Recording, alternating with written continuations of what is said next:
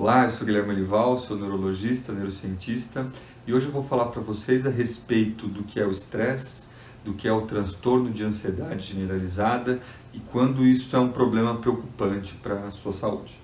Bom, em primeiro lugar, a gente precisa reconhecer que a sociedade que a gente vive hoje, ela é estressante, né? Então, a tecnologia que deveria ser um mecanismo auxiliar de vida para a gente, ela se tornou muitas vezes algo que traz uma velocidade muito grande para o dia a dia, que se torna difícil da gente controlar, né?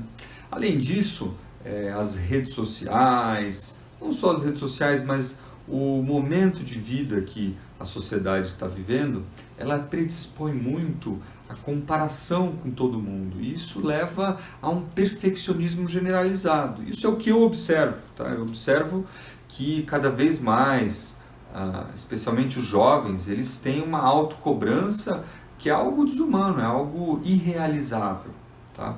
E além desses temperos que eu comentei, né, você é cobrado de várias atividades, várias realizações, você tem que cumprir muitas coisas, né, socialmente, profissionalmente, na família.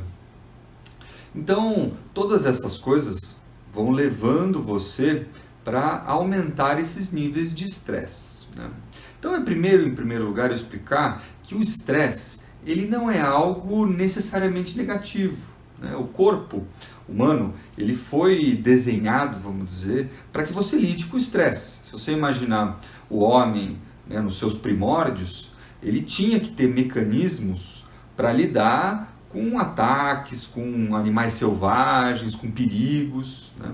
Então a gente tem mecanismos corporais, cerebrais, que a gente chama mecanismos simpáticos, que são mecanismos de luta e fuga, né? Então no momento de um intenso estresse, você libera adrenalina, né? Isso é um mecanismo fisiológico, natural. E o seu corpo ele se prepara para ter um desempenho maior do que o natural. Então você se torna mais forte, você se torna mais rápido, você se torna até mais inteligente naquele momento, porque você tem um boost de adrenalina, de energia naquele momento, e você pode ali, por exemplo, se salvar de um lobo que está correndo atrás de você, ou resolver um problema que o seu chefe pediu para que você resolvesse naquele momento, se preparar para uma prova no mundo atual, né? Então o mecanismo de estresse, ele é um mecanismo que ele faz parte do organismo, necessariamente ele não é negativo, e o problema se torna quando isso se torna excessivo. Ou seja, quando você está constantemente avisando para o seu cérebro, para o seu subconsciente, que você está em perigo, que você precisa ter um desempenho sobrenatural naquele momento e que isso se torna uma constante na sua vida. Então, isso, do ponto de vista cerebral, isso se torna tóxico para o seu cérebro, né? Então, a liberação contínua de adrenalina, né, que é esse estado que eu chamo de hipervigilância, né, porque quando você está, vamos supor que você está ali esperando uma situação negativa que pode acontecer, você fica atento, você está se mantendo, prestando atenção em tudo. Isso é um estado de vigilância. Se você se mantém no estado de hipervigilância o dia todo, tenso com tudo que podem falar para você, tenso com tudo que pode acontecer, né? Realmente isso é extremamente tóxico para a sua saúde, para a sua memória e especialmente para o seu bem-estar, né? Que é o seu bem mais valioso, né? Por incrível que pareça, a sua qualidade de vida é o que você tem de mais importante. A maneira como você vive, como você aproveita o seu tempo, é o que você tem de mais importante, de mais valioso, né? Então, é importante a gente observar quando que esse estresse, essa cobrança se torna uma doença, né? Porque o cérebro ele vai pegando estes estímulos que você vai oferecendo para ele, né? E ele pode se transformar num cérebro disfuncional, né? No qual a liberação dos neurotransmissores fica doente, você libera adrenalina de maneira descontrolada, continuamente, né? Isso a gente entende que isso está acontecendo quando, com um pequeno sinal de estresse, de perigo, você tem uma reação exacerbada, ou seja, você está pronto para o pior, né? Qualquer barulho, aquela porta que rangeu à noite, você já imagina que é um assalto, por exemplo. Isso eu estou dando exemplos um pouco exagerados para que você realmente possa entender o que eu quero dizer, né? Então, o nome disso é o transtorno de ansiedade. E você tem 2 transtornos de ansiedade que são os principais, né? E vale a pena a gente ressaltar que o transtorno de ansiedade, junto com depressão, é considerado o mal do século, por causa desses vários fatores que eu comentei. Tá?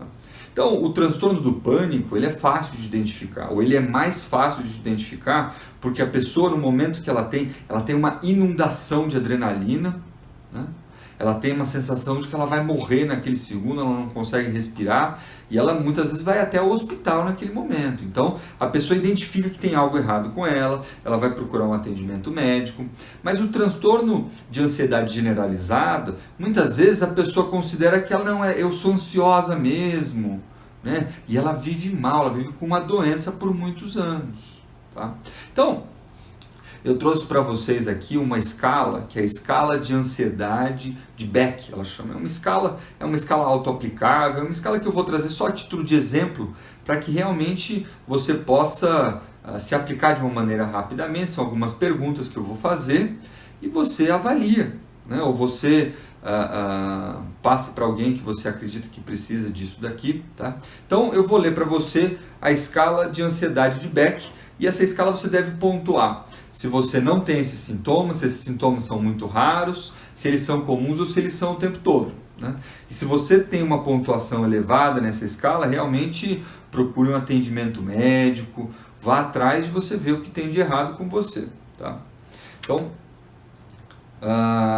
as perguntas são, se você não tem, tem pouco ou tem muito de dormência e formigamento, sensação de calor, tremores nas pernas, é incapaz de relaxar, medo de que aconteça o pior, se você fica atordoado ou tonto, palpitações ou aceleração no coração, se você fica sem equilíbrio, se você se sente aterrorizado, se você se sente nervoso, se você tem sensação de sufocamento, se você tem tremores nas mãos, se você fica trêmulo de modo geral, se você tem medo de perder o controle, se você tem dificuldade de respirar, se você tem medo de morrer, se você fica muito assustado, indigestão ou desconforto no abdômen, sensação de desmaio, rosto afogueado, ou seja, uma vermelhidão no rosto, e suor que não seja devido ao calor. Tá? Então, se você quiser repetir o que eu volto ao vídeo para você ver as perguntas, né? Responde se você não tem esses sintomas, leve, moderado, ou se isso é uma coisa muito comum. Se você tem tido esses sintomas, é possível que você esteja com transtorno de ansiedade generalizado, né? Você observa que nesses sintomas, tem sintomas psíquicos, né? Como medo, um nervosismo generalizado, né? Pensamentos meio catastróficos de que pode acontecer o pior a qualquer momento, e você tem muitos sintomas físicos, né? Porque a ansiedade, ela também gera sintomas que a gente chama de somáticos, que é quando a psique gera sintomas no corpo, tá? Então isso é uma interação normal da nossa mente com o nosso cérebro, tá? Para finalizar, eu vou dar algumas dicas realmente de como a gente pode controlar esses sintomas, como a gente pode lidar melhor com o estresse, como a gente pode controlar a ansiedade generalizada. Lembrando que se você tem uma doença, você vai precisar de um atendimento médico. Você vai procura o seu clínico, procura o seu psiquiatra, procura o seu neurologista, para fazer realmente uma avaliação se isso é uma doença, se isso é sintomas de outra natureza. Tá? Mas para a gente controlar, como que a gente pode controlar isso, o estresse de modo geral, a ansiedade de modo geral, né? Em primeiro lugar, é importante que você seja dono do seu tempo, né? Em algum grau é importante que você tenha uma coordenação uma gestão do seu tempo. E a melhor maneira de você fazer isso é através do grau de importância que você dá para cada atividade, né? Então classifique as atividades do seu dia como sendo atividades essenciais e sendo atividades não essenciais. Atividades urgentes, atividades que você pode fazer depois, e atividades que você vai fazer num momento em que você está tranquilo. Se você é uma pessoa que fica com esses pensamentos do que você deve fazer circulando na sua mente, faça uma lista disso. Coloca isso no papel, isso vai aliviar o que a gente chama de pressão de pensamento. Você faz essa lista, aquilo está naquela sua agenda, naquela sua lista, a gente fala de listas de a fazer ou listas de to-do, coloca prioridades naquilo, aquilo vai organizar você, né? É importante que você faça uma coisa por vez, especialmente atividades complexas. Então, se você está fazendo, enquanto você está, por exemplo, no seu trabalho, é importante que você esteja lá, que você não esteja com o pensamento em outras coisas. Você vai ter um momento específico em que você vai resolver, por exemplo, aquela pendência no banco, ou que você vai resolver aquele telefonema que você precisa fazer, ou que você vai responder as mensagens do seu WhatsApp. Você não pode estar fazendo algo e pensando que você tem que responder aquela mensagem, que você tem que mandar aquele e-mail, que você vai ter que ir não sei aonde depois. Então, crie uma lista de prioridades e faça uma coisa por vez, né? É importante que você coloque limites para as atividades. É importante que você observe quais são as tarefas, quais são as coisas que estão tóxicas na sua vida.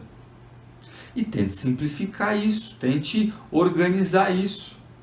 Vou dar um exemplo pessoal meu. Eu recebo um volume muito grande de mensagens no celular todos os dias. Então, como que eu faço? Eu tenho os horários que eu vou olhar aquelas mensagens. Eu olho de manhã, antes de começar o trabalho, no almoço, não durante a refeição, depois que eu termino de almoçar, no fim do dia. Isso é uma demanda minha. Estou dando um exemplo pessoal que você vai ter que desenhar na sua rotina. Mas eu estou dando um exemplo pessoal para você entender isso, né? E a última dica que eu vou trazer é que você realmente aprofunde, conheça, vá se desenvolver nas técnicas de meditação, nas técnicas de atenção plena ou de mindfulness que a gente fala. São técnicas que você realmente aprende a manter a concentração em uma única atividade quando você está fazendo ela, que você aprende a relaxar a sua mente, o seu corpo, em momentos em que você precisa disso, né? E uma técnica que é uma técnica extremamente eficaz para controle do estresse é que você faça intervalos de um único minuto ao longo do dia em que você realmente só vai fazer a concentração naquele 1 minuto. É 1 minuto nos momentos que você sente que a ansiedade está aumentando, ou 1 minuto programado várias vezes ao longo do dia. Você para, fecha os olhos, respira, só se concentra na sua respiração durante 60 segundos. Isso são técnicas também para controle da ansiedade, né? E aí a última técnica, que é uma técnica que a maioria de vocês já sabe, já experimentou, sabe que funciona, é a atividade física. Atividade física, a liberação do estresse durante a atividade física, a liberação da adrenalina durante o exercício, cura o estresse mental, cura a adrenalina que só fica intoxicando a mente. Tá bom? Espero que você tenha gostado do vídeo. Dá o like, você ajuda o nosso canal. Compartilhe se você acredita que alguém pode se beneficiar desse vídeo. Se você quiser, se inscreva no canal, você vai receber os vídeos que eu vou fazendo ao longo dos tempos. Estou tentando manter uma regularidade nisso. Um abraço e até mais.